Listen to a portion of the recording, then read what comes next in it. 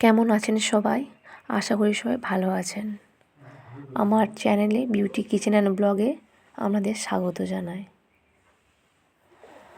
আজকে খুব সহজেই বাড়িতে বানিয়ে নেব ঝাল আচার, যেটা অনেকদিন থাকবে বাড়িতে, কোনো রকম খারাপ হবে না। আর কাঁচের শিশিতে রেখে দেওয়ার চেষ্টা করব।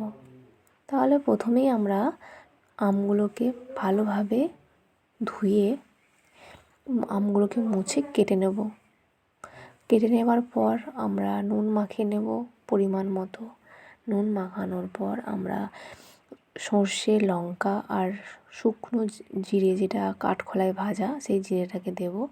ভালোভাবে মিক্সিতে আমরা মিক্সড করে নেব। তারপর আমরা সেই গুঁড়োটা ওই যে পাত্রে আমগুলো থাকবে সেই আমগুলোতে দিয়ে দেব এবং ভালোভাবে মিক্সড করে নেব। করে নেবার পর আমরা তাতে আলতোভাবে সর্ষের তেল মাখাতে থাকবো। প্রথমে অল্পভাবেই দিতে হবে, তারপর মাখাতে মাখাতে যতটা লাগবে তারপর দিতে থাকতে হবে। তারপর মাখানোর পর আমরা একটা কাঁচের শিশিতে ভরে রাখবো।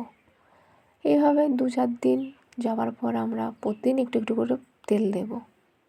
4-5 দিন পর পর আর কি তেলটা দেব, দিয়ে রোদে রেখে দেব। এইভাবে দেখবেন সারা বছর ঝাল আচারটা মজবুত করে রাখা যাবে, আর খুব ভালোও থাকবে। আর এইভাবে আগেকার যুগের মানুষরা করতো, তো মানে আমার পিসিমণি করতো আর কি, তাই সেই প্রসেস দেখে আমার মাও করে, আর আমিও মায়ের সাথে হাতে হাতে লেগে যতটুকু করতে পারি করি আর কি।